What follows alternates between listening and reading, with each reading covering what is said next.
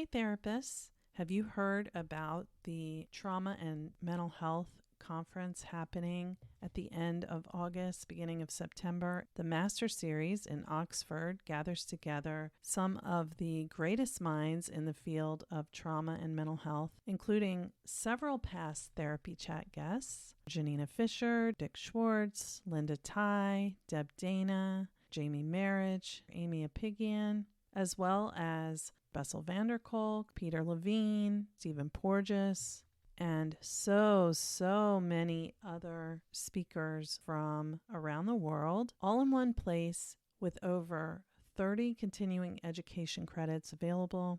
This conference is going to be awesome. And the Master Series generously agreed to partner with Therapy Chat to offer you a 20% discount on a virtual ticket. You can use the code TherapyChat20 to get 20% off the virtual ticket when you sign up for the Master Series at the link in the show notes. I hope if you are going to be there in person that we can meet up, and if you're going to be there virtually, I can't wait to hear what you think of it. I'm really excited to get to experience this really cool event, and I hope you'll join me. And remember, use promo code TherapyChat20 to get 20% off your virtual ticket. You can register at the link in the show notes. Therapy Chat Podcast, episode 395. This is the Therapy Chat Podcast with Laura Reagan, LCSWC. The information shared in this podcast is not a substitute for seeking help from a licensed mental health professional. And now, here's your host, Laura Reagan, LCSWC.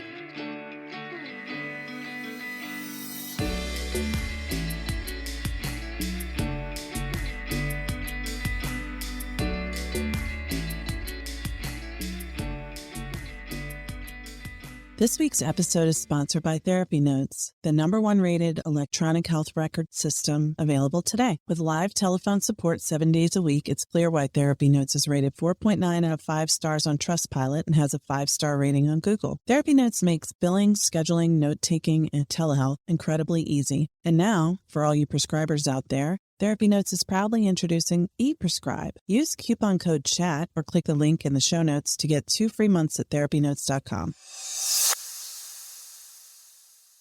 Hi, welcome back to Therapy Chat. I'm your host, Laura Reagan, and I'm really excited to bring you this week's episode. I was so happy and fortunate to interview for the second time Dr. Arielle Schwartz. I'm such a huge fan of her work and very grateful that she agreed to come back on the show. Arielle Schwartz, PhD, is a psychologist, internationally sought-out teacher, yoga instructor, and leading voice in the healing of PTSD and complex trauma. She's the author of many books, including the Complex PTSD Workbook, EMDR Therapy and Somatic Psychology, the Post Traumatic Growth Guidebook, Therapeutic Yoga for Trauma Recovery, and her newest offering, which is the Therapeutic Yoga for Trauma Recovery Flip Chart.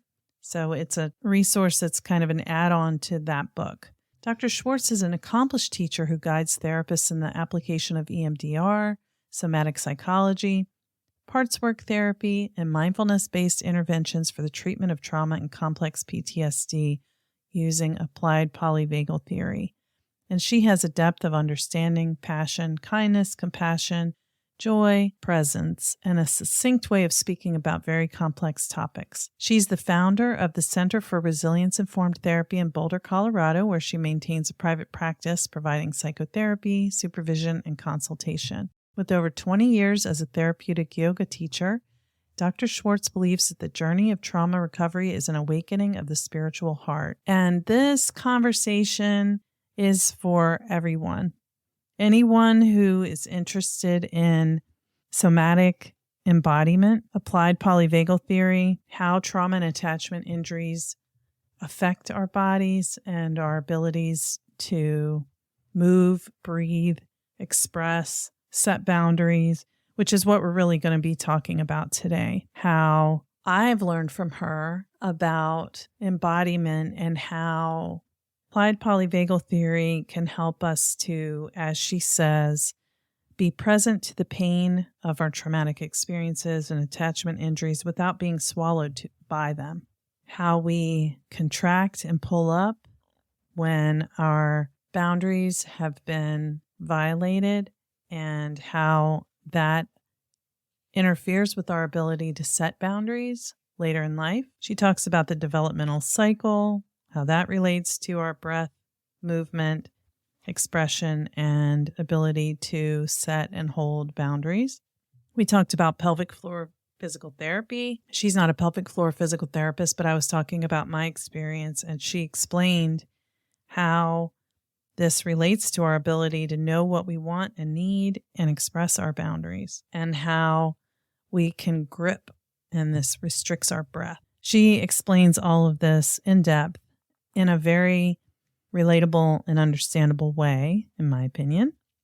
So I told Arielle that I would share this in the introduction to the episode because I didn't talk about it during our interview, and I had mentioned it before we started recording. So I told her I would add this in.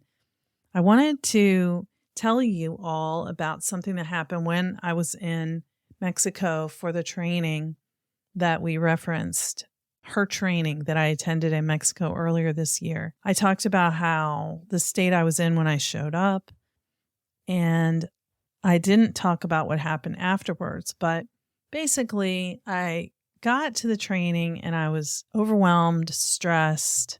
It was a struggle to leave home because of things that were happening within our family that were worrisome. And I went, and I was hoping that I would be able to focus on what we were there to learn. Not only did I focus on learning, but I had a very transformative experience. And I talked about that a little bit in the episode, but I walked in feeling pressured, pushed, pulled, stressed out, overwhelmed, and I left feeling empowered, connected, embodied. I talked about it in the first episode I did after I came back. It was unbelievable to me how much different I felt when I left. But the experience that happened that was after the training, so I went to the airport in Cancun. I don't speak Spanish, and the resort where we stayed, most people were speaking English, which made it very easy for me to be able to get my needs met there. But when I went to the airport, not speaking Spanish and being unfamiliar with the ways that the process works at the airports in Mexico. Additionally, when I was leaving, it was like the beginning of spring break time. So the airport was super, super busy. And I walked in, I didn't see any signs. There were hundreds and hundreds of people everywhere. So I didn't know where I was supposed to go, what I was supposed to do, how things worked. I felt pretty vulnerable. And I thought to myself, based on other experiences of international travel, to kind of watch out for anybody who might try to take advantage of my lack of familiarity by wanting to do anything from con me out of money to steal my stuff to who knows. When you kind of feel like you might be taken advantage of in some way, you really don't know what way that could turn out to be. And especially when you've had past experiences of victimization, your nervous system goes to danger, basically. So that's a space I was in. I was feeling very vulnerable and hypervigilant to potential danger. In this experience, a man came up to me, kind of confidently walked up to me wearing a uniform shirt of some kind that made it appear as if he worked there at the airport. He asked me which airline I was with, guided me over to an area of kiosks, which it was so crowded I didn't even see that there were kiosks there until we were in the midst of it. Asked me to hand him my passport, and I did. Don't do this. Number one, don't just hand somebody your passport when you don't know for sure who they are, especially when you're trying to leave a country on a plane. You need that. But I handed over my passport, and my cognitive mind was slowly processing. Does this man work here? How do I know he is not going to try to rob me or steal from me. And recognizing my own vulnerability, I didn't have anybody with me who was familiar with how things worked. And I was traveling alone. So I didn't even have another fellow traveler to help me figure out what to do. So as I was slowly having these thoughts in my cognitive brain about this might be a scam, he might be trying to trick me and make me think he works here so he can get me to give him a tip. I don't really know, but everything was happening very fast. And as my cognitive mind was slowly trying to grapple with what was going on, I noticed, and I was really having these kind of slowed down thoughts, which can be a real clue that you're having a trauma reaction.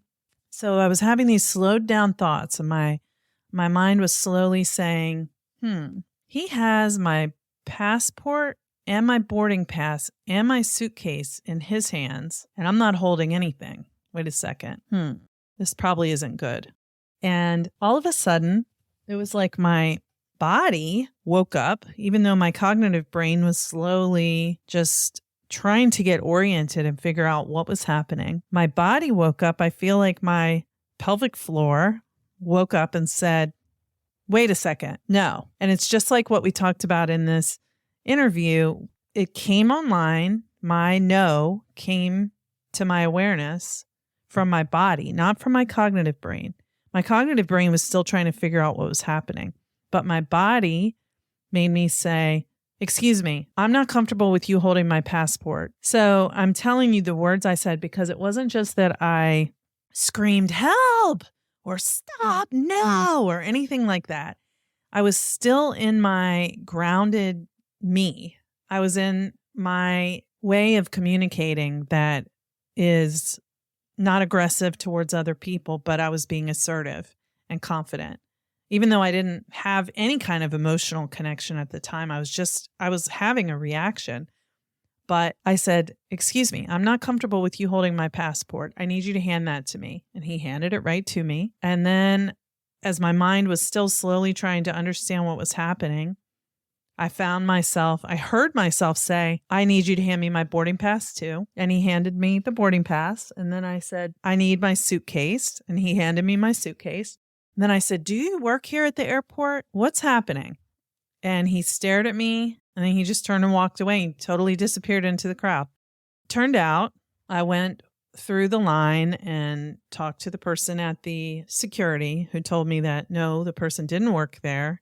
And he was scamming me, pretending to work there, getting my boarding pass from the kiosk in exchange for me going to the ATM and giving him like $20, which would be the minimum you can get out of the ATM. And I was not going to do that, but without any consent. So did the man really have intentions to harm me per se? He might have been trying to get me to give him some money. He was trying to con me in a way or scam me, but he wasn't necessarily planning on doing anything violent to me. But then again, I don't know. The bottom line is because I was integrated, my body was online, even though my mind didn't know what was happening because I was disoriented and in an unfamiliar, vulnerable situation.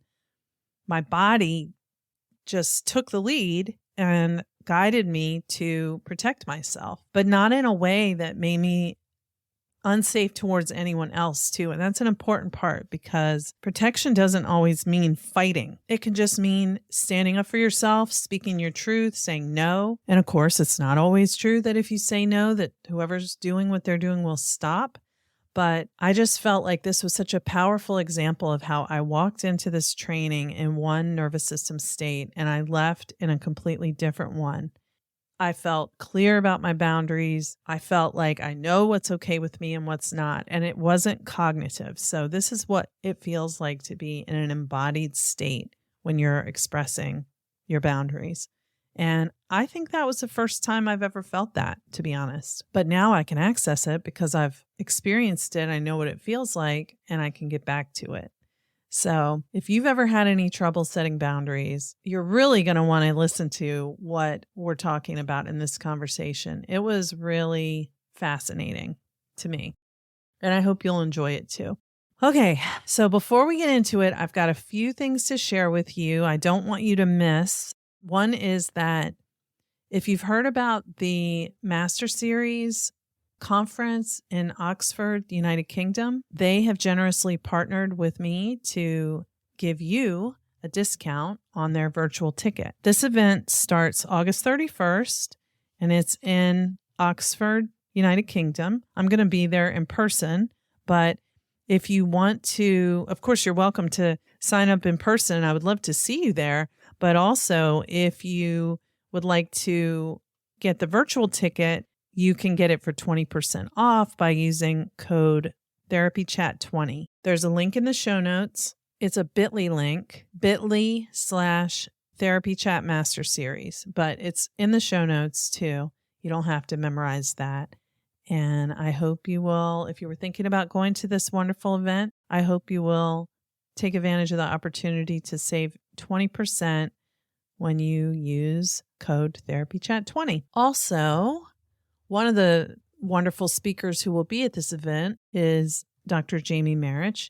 And in addition to the discount for the Master Series event in Oxford, I also have a link in the show notes for you to join Jamie's course on dissociation through Academy of Therapy Wisdom, which is so awesome.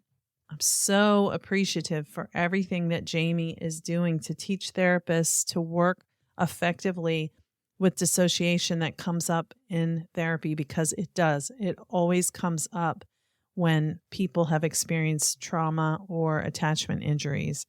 We don't often know how to identify it or treat it, and Jamie's changing that. So definitely check that out. Also, my friend, Dr. Elizabeth Guthrie, has a training on connecting with your plant allies, and there's a link to that in the show notes. Both Jamie and Elizabeth have free webinars that you can watch. So even if you don't want to sign up for their course, you can get the links to the free webinars in the show notes. Also want to be sure you know that if you're a therapist who could use some support in working with your trauma clients, Trauma Therapist Network membership is reopening in September, and there's a link in the show notes to join the waiting list for that. If you join the waiting list, you will get early access and a special offer. So you can check that out. All right, let's get into my conversation with Dr. Arielle Schwartz. You will learn so much. Can't wait for you to hear this. And as always, thank you for listening to Therapy Chat. I really appreciate you. Hi, welcome back to Therapy Chat. I'm your host, Laura Reagan, and today I'm very honored and appreciative to be speaking with someone who I really admire and a previous Therapy Chat guest, Dr. Arielle Schwartz. Arielle, thank you so much for coming back to Therapy Chat today. Laura, it's great to be with you again. Thank you for having me. Yes, it's great to be with you. And I'm very excited to talk with you about something that I was interested in before, but when I went to Mexico this past winter and attended your training, it really opened up a new understanding of what, to me, somatic embodiment now means. And I really want to share this with our audience. But before we get into it, can we just start off by you telling everybody a little bit more about who you are and what you do? My name is Arielle Schwartz. I live in Boulder, Colorado in the USA. I initially moved out here to study somatic psychology in 1996 when I was 23 years old. And I have been engaging in the body as part of psychotherapy ever since. And I integrate somatic therapies with other trauma treatment modalities, namely EMDR therapy and parts work therapies and therapeutic yoga for trauma, as a kind of resilience-informed model for trauma care. And what I mean by that is that sometimes when we're looking at attending to trauma, we're just honing in on the event, the target, the disturbance, And that the resilience-informed approach is very much strength-based and broadening that lens and identifying resources and internal strengths within the individual that have helped you survive and get to this point on your journey. So it's this integrative mind-body approach to trauma treatment. Yes, and beautiful what you do and how you do it and who you are.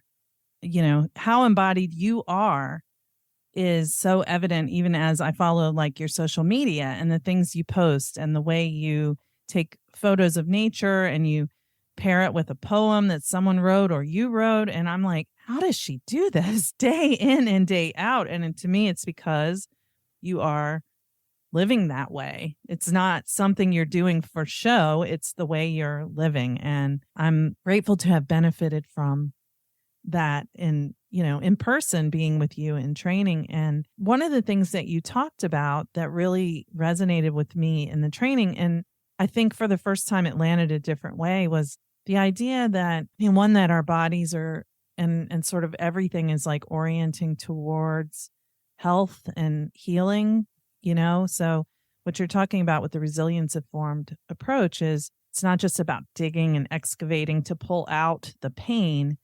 It's something different. Can you say a little bit about that? Yes. When we are building our readiness to turn towards the challenge or the difficulty that we carry, we want to also know that we have a felt sense of enough safety now, enough sense of ease, enough sense of connection, enough sense of access to a positive mindset, a growth mindset, if you want to think about it that way. Otherwise, when we turn towards the traumatic material, it becomes all that we can see, sense, and feel. And so when we're looking at successful trauma treatment, we often talk about this as cultivating dual attention or dual awareness state, which means that I can cultivate and sustain enough of that sense of safety or connection to resource so that when I turn towards the trauma-related material, whether it's a memory or a felt sense in the body or a recent event that triggered someone, right? When we turn towards that, we're not using the experience of that here now sense of safety. We're not falling kind of 2 feet into the past or 2 feet into the pain. We've got 1 foot really firmly grounded right here, and we might just dip a toe in over here into the disturbance or the pain.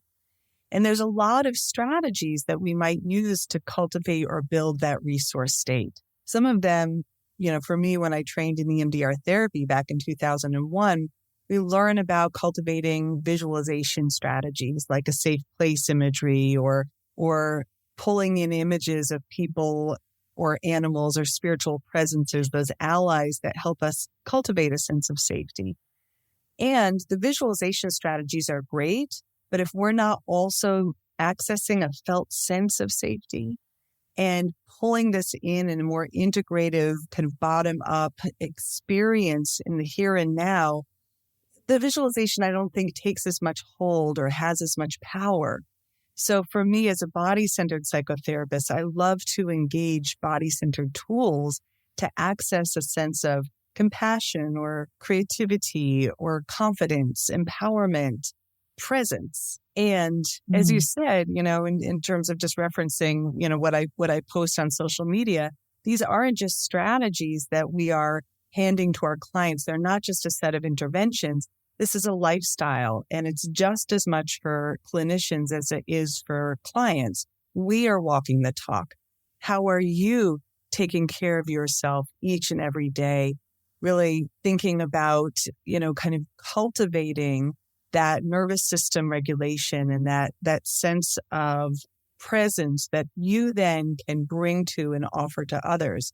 If you're a therapist, you might offer it to your clients. If you're a parent, to your children, or, if you're in relationship to your partner, so that we can bring that positive influence out there. It doesn't mean that we're going to bypass pain. It means that we now have the capacity to be present with suffering without feeling like we'll be swallowed by the suffering. Yes, yes. And I know when I went into that training in Mexico, I probably told you this at the time, but that I had a a family member at home who was actually in the hospital. And I felt like I wasn't even sure, can I do this? Should I even be leaving? And to arrive in that state and feeling so pressured and stressed and almost like wishing I wasn't doing. When I first got there, I was like, I wish I didn't have to do this. I mean, being in Mexico in this beautiful space, and I'm feeling like I wish I didn't have to do this, even though I really wanted to learn from you. And then within about 24 to 36 hours, I was feeling a complete 180, just like grateful and safe and resourced, internally resourced, and just like to be able to shift that completely, that quickly. I felt like this is really, for one, again, I'm not trying to put you on a pedestal, but just how embodied you are as you're teaching, that creates the sense of safety in the space that everybody's nervous system can settle down and receive the information. And we were doing all these somatic practices experientially as we were learning. And as you know, I know a lot of these practices. I've had a lot of the training. So a lot of it wasn't brand new information for me, but it was still just the way you put things together in such a short, we were only meeting for about 3.5 hours per day, I believe.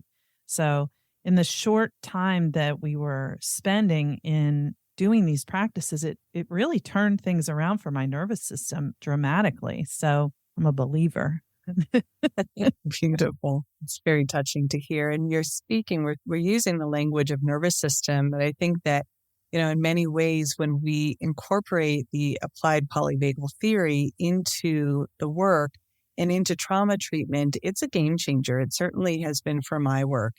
And, for anyone listening that may be new to that concept, what we're working with is the recognition of what is the nervous system state that you're in, and then how do you really attend to or respond effectively to that nervous system state so that you can compassionately care for whatever is present for you in the room. And by nervous system states, we recognize that sometimes we're keyed up in the sympathetic fight, flight, freeze, where we feel anxious or panicky or overwhelmed, irritable, restless. Maybe we're not sleeping, we're not digesting.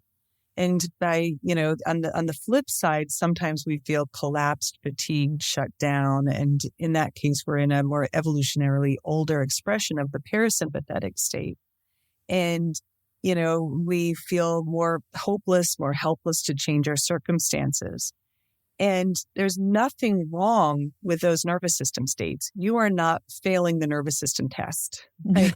What we want to do is know the state of your nervous system. So then you can attend to the state of your nervous system and maybe you upregulate a little bit. Maybe you find more mobilization, more empowerment. Maybe you learn to downregulate some and soften the breath and slow it down and feel the support of the seat that holds you. In one way or another, we get to be now in partnership with our nervous system by listening, by hearing the message that it holds for us. And then just like a parent with a child who maybe is going, oh, you're hungry now, or you need more stimulation, or you need to be protected and less stimulation, you need to rest. We're going to attend to ourselves in just that same way. Yeah. Well, and I know it isn't failing when you feel the way I felt when I showed up, but it didn't feel good at all. Yeah. And so even though, it was okay for me to be in that state, the feeling that I had once we were doing these practices was relational. Instead of feeling like I have to do this, it was like I want to talk with the other people around me. I want to get to know about them instead of seeing it as like overstimulating and, too much for my system. And I think that what you're talking about, what you talked about with the sort of like hypoarousal dorsal vagal state was where I was when I got there. And so it made me curious and would like to talk with you about here how, and you've been teaching about this, or you were teaching when we were there, about how when our traumatic experiences include being intruded upon or not being able to say no, or your no was, disregarded or whatever it was, how our body reacts to that. It's not just like how we feel or our thoughts. Our body has a reaction to that. And then that carries over into how well we're able to really express our no or yes after that. Yeah. You're really describing what maybe one of the core elements of trauma, which is the way that we use the past to organize the information that's happening in the present and predict the future. And so if there were times in the past, just going with the example you just shared, in which my no, either I wasn't able to say it, or when I did say it, it was not heard and it was overridden, then what we might carry with us is the sense of what's the point of even trying, right? Why should I try and set a boundary? No one's going to respect it anyway. That once was true. It doesn't have to be the case anymore. And when we can have a felt experience now that's different, that's contrary to that gives us a new relational experience, then we stand inside of this new orientation. Well, I have to in some way kind of update what I believe about myself and the world, because I just had an experience that contradicted all of those expectations. And I feel like that's why we need to work experientially in the here and now to get that felt sense that now can be different from then. I love that you started out naming that the shift for you happened when you felt relationship, the relational connection, that the experience of feeling like we belong and that there's safety in belonging. And of course, safety and belonging has kind of two sides. One is that I get to be connected and I get to be separate. I get to have a separate self. I get to say no, or this is how much contact I'm willing to have. And to know that that's going to be respected in that space. You probably remember the exercise we did, even of partnering with another person and walking, exploring that proximity, walking together, walking further apart, and letting your body give you feedback about how much relational contact I am ready for at any given moment with any given person. And that in that relational experience, that it is okay to say no and to work within a frame where it's built into the exercise that the other person will respect that. Right? Mm-hmm. It's so powerful to get that felt sense of the boundary. And it's not just here, as you're saying, it's here, it's in the body. We can experience what it feels like to stand up and to take ownership of your own physical and energetic space that you take up, that's your domain. And to have these experiences now where you get to decide who gets to come into that domain, who's allowed in. And of course, a boundary isn't about keeping everybody out. It's actually the safety that then allows us to let someone in when it's right, in right timing, in readiness for that degree of intimacy. Or as you said, I really wanted to know other people and what brought them here. It opened up that side of the continuum. Yes. And, it's interesting that you brought that example up. I have done that before. And with the partner I did it with, they had not done it before. And we noticed how, and I think this is like very instructive, how when you say, oh, I want to be this close, and you want like to be this close to the person. I think I want to be this close. And the other person's going, like that feels like really close, but it's okay. I'm holding space here because you're the one who's walking. But then they go, when they're there and they check in with themselves and go, actually, I think maybe a step back would be better. And they do a step back and one more step back and take 2 steps. And then they're like, oh yeah, that feels so different in my system. It's like, you can feel this like flow of energy that's like when the channels are open. I don't know. Yes. For me, when I find that sweet spot of just the right amount of closeness and separateness, there's a way in which I actually can locate and feel my own body in space. Yeah. I know where I exist. I actually have the space enough to feel me so that I can be in relationship to you. And that's exquisite right there. Yeah. And that's something I think where the early experiences play such a role. You know, one of the things that you also talked about there, so many things that you were teaching, was I guess it's like the developmental attachment cycle. Will you say a little bit about that?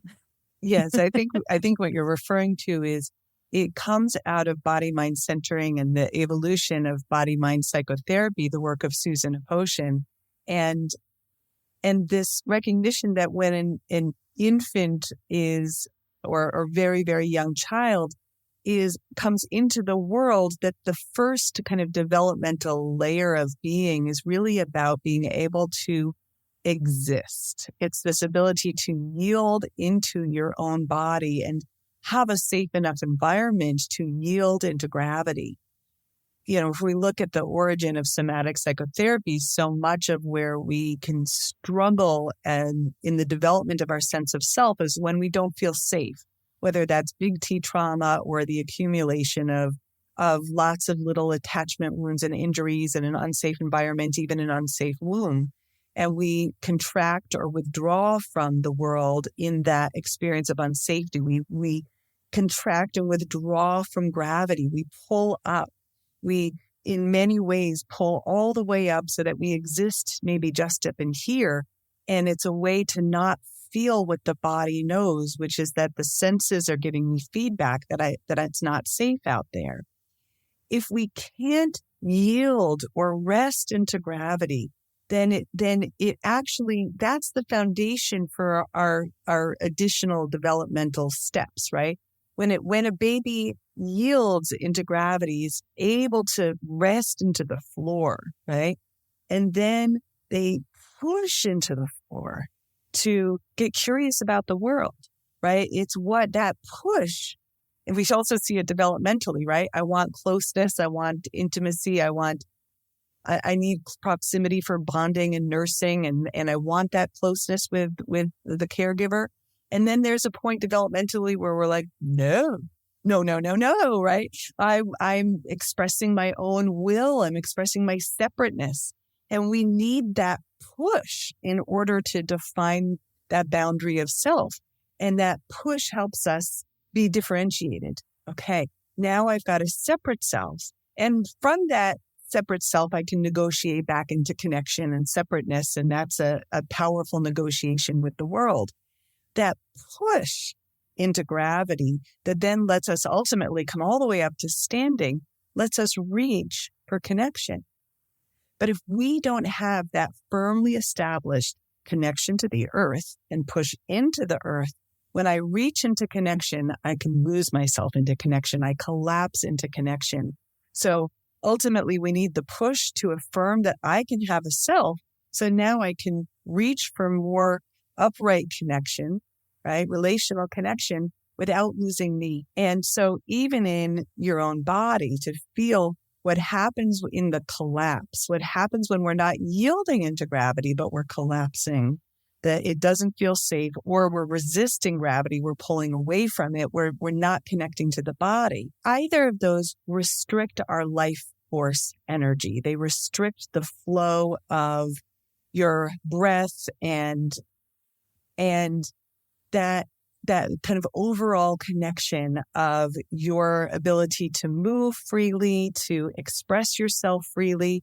We restrict it. And we restrict it once again as a way to not have to feel. Hey, therapists, have you heard about the Trauma and Mental Health Conference happening at the end of August, beginning of September? The Master Series in Oxford gathers together some of the greatest minds in the field of trauma and mental health, including several past Therapy Chat guests: Janina Fisher, Dick Schwartz, Linda Ty, Deb Dana, Jamie Marriage, Amy Apigian, as well as Bessel van der Kolk, Peter Levine, Stephen Porges. and so many other speakers from around the world, all in one place with over 30 continuing education credits available. This conference is going to be awesome. And the Master Series generously agreed to partner with Therapy Chat to offer you a 20% discount on a virtual ticket. You can use the code TherapyChat20 to get 20% off the virtual ticket when you sign up for the Master Series at the link in the show notes. I hope if you are going to be there in person that we can meet up, and if you're going to be there virtually, I can't wait to hear what you think of it. I'm really excited to get to experience this really cool event, and I hope you'll join me. Remember, use promo code TherapyChat20 to get 20% off your virtual ticket. You can register at the link in the show notes.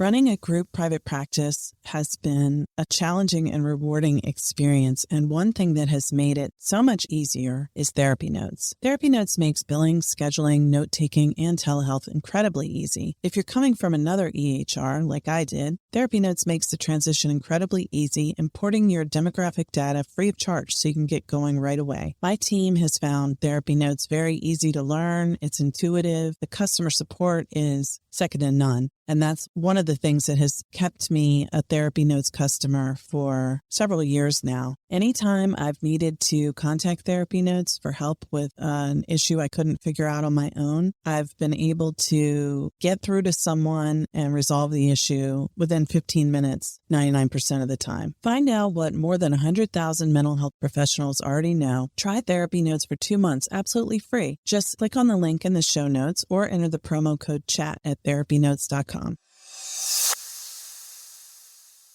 Well, that resonates with me just very deeply. And I think before I came to this training, I didn't know how much I was like really pulled up.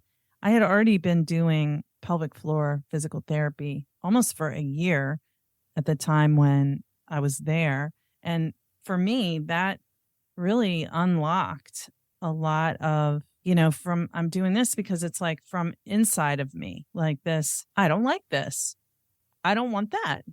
I'm not going to do that anymore. Things where I would be like, well, I have to because I said I would, or the person's expecting me to, this feeling of like the lack of agency within myself and sort of being mixed up about like compassion, oh, well, it's mean if I don't just do what the other person wants, even though the other person's want may not really align with what I want, It's so interesting when you speak about the pelvic floor and in my work as a therapeutic yoga teacher, what we often think about with the breath is that the breath actually extends. Yeah, our lungs are here, but our breath actually extends chronically all throughout your body. And we can breathe in a way that expands the diaphragm, that softens the abdomen, and that actually extends all the way down to your tailbone and your pelvic floor.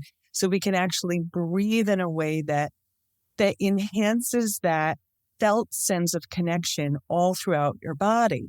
But so often when we've experienced trauma, we grip. And the common places that we grip, of course, are the pelvic floor and our tailbone, right? That sense of survival. Is it safe for me to exist? We grip around the muscles that are around our abdomen, restricting the movement of the belly and the digestive organs. We restrict around our diaphragm, that's limiting the movement of our breath in our lungs, which is, of course, creating more tightness around our heart, limiting how much we are literally able to feel. And we restrict in our throat, which restricts our self-expression, our voice, even that ability to express the boundary when we need to set it or to ask for what we want, right? Seek connection or to say, no, that's not for me. And, and of course our jaw and around our forehead, we have all these areas where we can kind of hold that tension. But when we study fascia, the areas of tightness in one area of the body, of course, are corresponding to areas of tightness and tension in other areas of the body. And that's very true of the pelvic floor, that when we're gripping there, we're often gripping around other areas, our hips, our belly, diaphragm, our breath gets restricted, our throat's restricted, right? And it can feel initially, like you said, that ultimately the releasing of that and the access to that gave you more sense of your own voice and empowerment. But initially, the process of expanding awareness and softening the breath and expanding the breath into these areas of the body can often feel very scary, can feel very threatening, because as we know, the body keeps the score or bears the burden. It holds access to the memory of the times which maybe our boundaries weren't respected, or to the traumatic wounds or the abuse or even the neglect that we may have experienced. Very, very, very, very true. So as you're talking about this, and when you were talking about like the push, and I felt like I was almost watching one of your polyvagal yoga videos, because, you know, that's what you're guiding through in those beautiful practices that you share. So I just want to take a moment to say how much I really appreciate all of the things that you do and put out there. I know that I can know and sense that you do what you do out of a deep care for trauma survivors, and it's really felt and appreciated. Thank you. I so appreciate your ability to just share from the heart and speak from the heart like that. And your depth of appreciation really touches me. I don't want to make you feel uncomfortable, but I'm just like, I have to say it. No, it's really touching. And, you know, when our world changed in 2020 and I took my therapeutic yoga class online, it has just profoundly opened something up for me as well. I look forward to those classes. And we have students that attend still now. It's still online. And of course, you and everyone else are welcome to join us. We often have between 60 and 150 students at any given live class. And we are moving and breathing and empowering ourselves and using our voice and taking up space and experiencing what it kind of feels like just to contract and get really small and to know that whole range. And we do that together. The polyvagal informed lens in it is multifold in the sense of its relational connection and a sense of belonging and safety. It is tracking the state of your nervous system and attuning and upregulating or downregulating, which on the yoga mat is really about how much of a mobilization or active practice do you want in this moment? How much do you need to go towards rest and surrender to gravity? Can you differentiate between rest and collapse? Can you really fine tune what yes feels like, what no feels like? And then, you know, from there, we work with breath work, and we're able to actually use the breath to bring in more balance to the nervous system. Balance sometimes means really working with just finding that equanimity between the sympathetic and the parasympathetic. So we're not stuck in rev and go, and we're not stuck in collapse and shut down.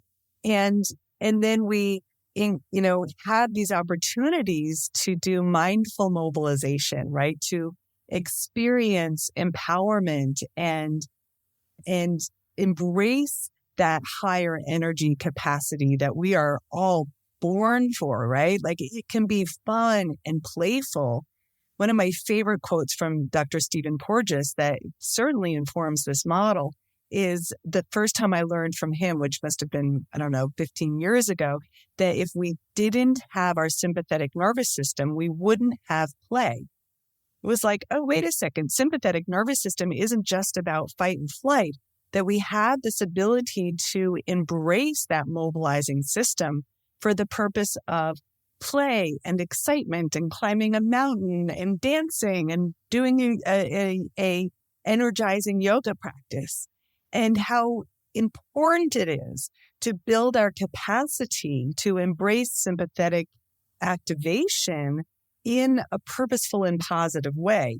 That might also be practicing saying no or stay away or exploring how it feels to say, yes, this is what I want, right? Finding all of that range of that action, right? We can shake something out, we can push through the arms, and we can reach for what we want. And in that same vein, we also want to embrace mindful immobilization, where we're uncoupling or unhooking restful states from trauma.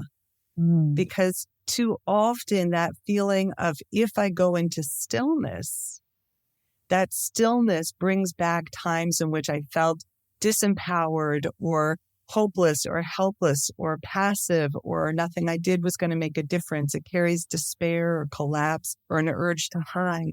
And yet, if we don't have access to that healthy or that reclaimed immobilization into stillness, it limits our range of really attending to the inner spiritual connection that resides inside of each and every one of us, where we can soften and rest into stillness as a nourishing place, as a deeply healing place. That's our rest and digest. And it's also our spiritual connection. Yeah, there's something you said in that. There's something in what you said that I can't quite put my finger on, but I'll just sort of clumsily try to name what it's something about the more nuanced, not all or nothing kind of way that, these different states, to see the value in all of the states.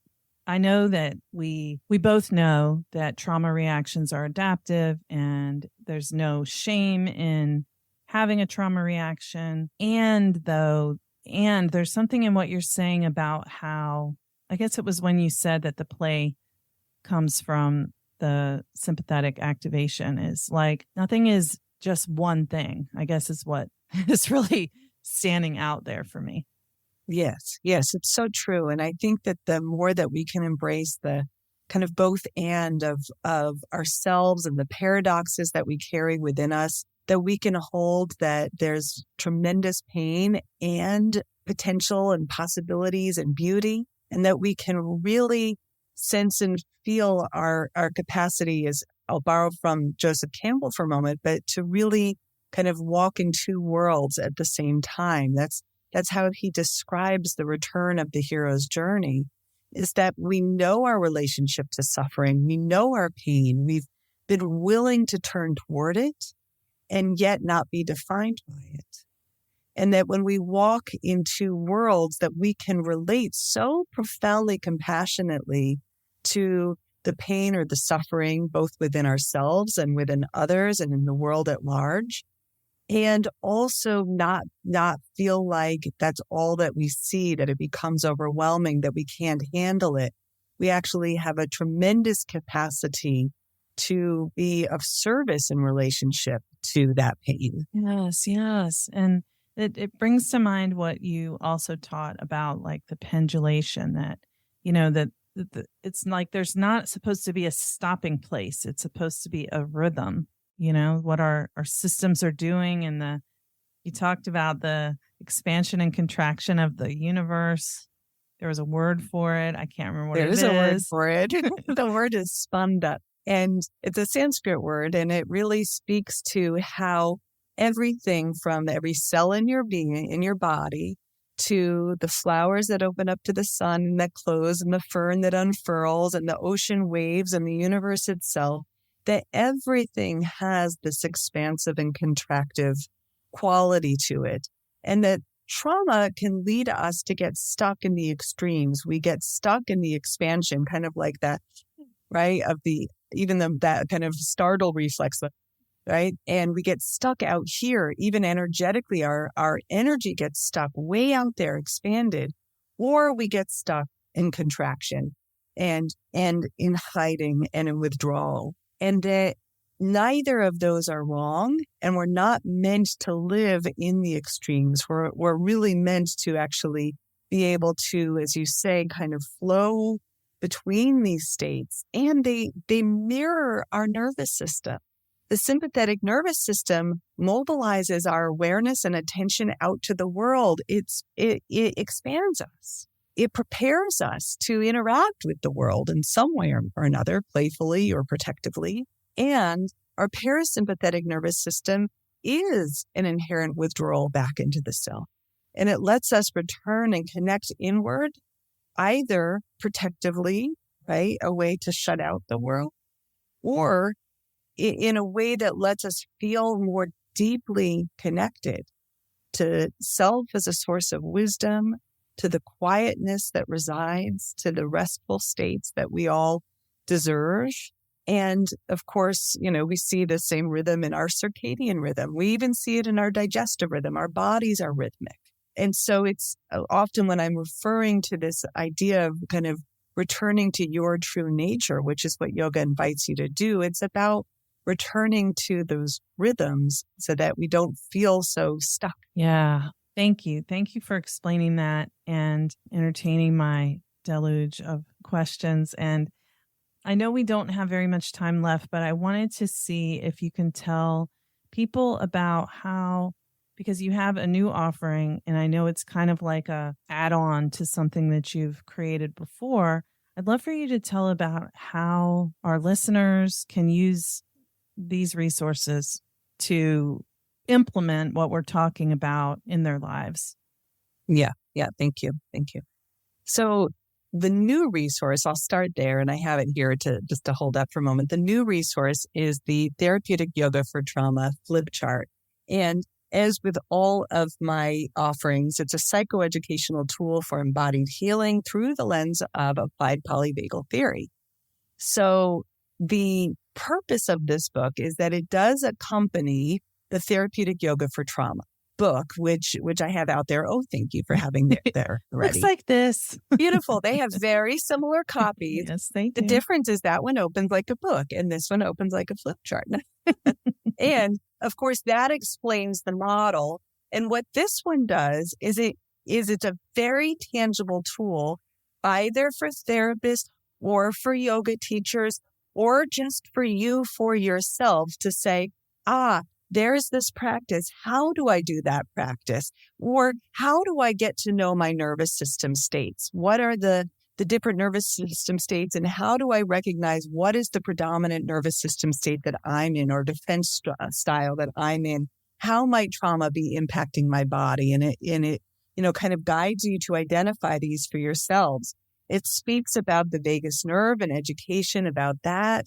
It goes into the tiered response to threat, and again, recognizing those nervous system states. But maybe, and most importantly, the other piece that is offered in this book are the practices. And those practices are then, kind of named on the front side of the page and with, beautiful photographs that let you know, for example, if I want to do an nostril pranayama, what that might look like. On the back side of the flip chart are the instructions. And so if you are a therapist wanting to teach your client how to do this breath practice, here's the script. And again, I invite you always to adapt them and make them most relevant to yourself and your clients. But it guides the instructions for each of the practices that you find on the front. So some of them, for example, self-applied touch, or I'm going to skip around in here, different breath practices that you might find, or movement practices that you might find. And then, of course, on the back are the instructions for each and every one. So all of these practices are also found in the Therapeutic Yoga for Trauma book with very, and as y'all know, I'm pretty wordy. I love to write. I love to speak. I love to engage kind of like a poetic language about the why we might engage these. So all of that language you find in the book. And this is just a really practical, tangible tool of, I want to just be able to guide someone or myself right into a practice so that I can upregulate, downregulate, balance my nervous system, feel more empowered for my day. And that's your go-to. Yes, that's beautiful, because it's like, so it's accessible on multiple levels. I mean, one is you don't have to go to a yoga class. You don't have to find a yoga class online. You don't have to be a yoga teacher or someone who really practices yoga regularly to be able to incorporate these practices through the flip chart. And the other thing is, for me, like, I'll read a book, but as a therapist, it's very uncomfortable to like go, okay, well, so like, can you see this page? Like, this is what they're doing. And when you have a flip chart, it's a great way for the person that you're working with, or if it's just for yourself, to be able to visualize what we're talking about. And it's like, physically accessible to just be able to hold it up, even on a video session, or to prop it up because it's got the little thing to make it stand. Yeah. Yes. Yes, I have one standing behind me. Yes. Yes. And I think that that for me, the practices that I intentionally chose for the flip chart were ones that can very easily, and I want to say seamlessly, be integrated right into a therapy session. So most of them are chair-based. There's a few that invite the opportunity to stand up. Obviously, a lot of them are connected around breath. It speaks about the trauma-informed mindfulness and how do we integrate that into psychotherapy safely. And as you said, you do not have to be a yoga teacher to integrate these simple practices into your work with others. It's a beautiful resource, like so many, like all of the things that you do and offer. And I'm so deeply grateful for you bringing your time to come here, to what you taught today. And where can people find all of your stuff, all of the many things that you do? Yes. Oh, thank you. Thank you. I mean, the hub for the connection to most of it is my website, which is just simply drarielle.com, drarielle.com.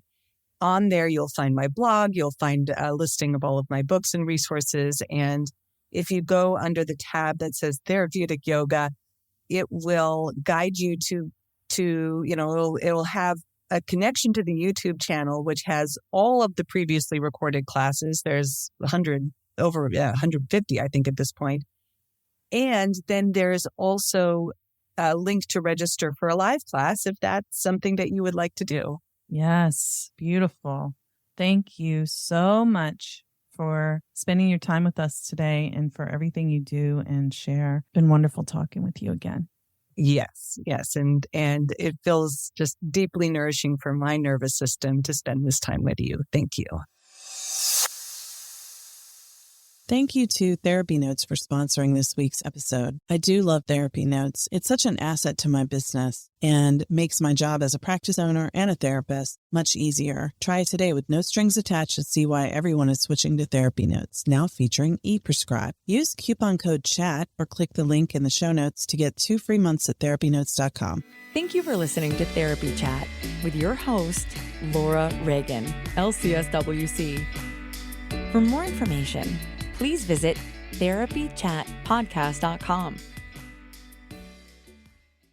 Hey therapists, have you heard about the Trauma and Mental Health Conference happening at the end of August, beginning of September? The Master Series in Oxford gathers together some of the greatest minds in the field of trauma and mental health, including several past Therapy Chat guests: Janina Fisher, Dick Schwartz, Linda Ty, Deb Dana, Jamie Marriage, Amy Apigian, as well as Bessel van der Kolk, Peter Levine, Stephen Porges, and so many other speakers from around the world, all in one place with over 30 continuing education credits available.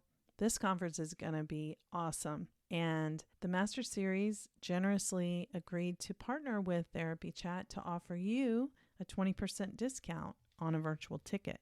You can use the code TherapyChat20 to get 20% off the virtual ticket when you sign up for the Master Series at the link in the show notes. I hope if you are going to be there in person that we can meet up, and if you're going to be there virtually, I can't wait to hear what you think of it. I'm really excited to get to experience this really cool event, and I hope you'll join me. And remember, use promo code TherapyChat20 to get 20% off your virtual ticket. You can register at the link in the show notes.